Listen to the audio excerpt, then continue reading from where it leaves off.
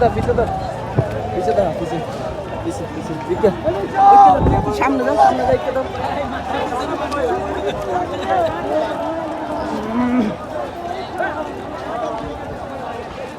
বিশ্বাস হইতেছে না হ্যাঁ ভাই সেটাই বিশ্বাস করার মতো আরেকটা নম্বর এত ক্ষমতা ধর শেখ হাসিনা পালাই যাবে আগে যা শেখ উনি পাঠাইছে ওই জায়গায় 11টা বাজে নেট বন্ধ করছিল হ্যাঁ ওই ওই ফাঁকে পালাইছে ওই ফাঁকে পালাইছে তখন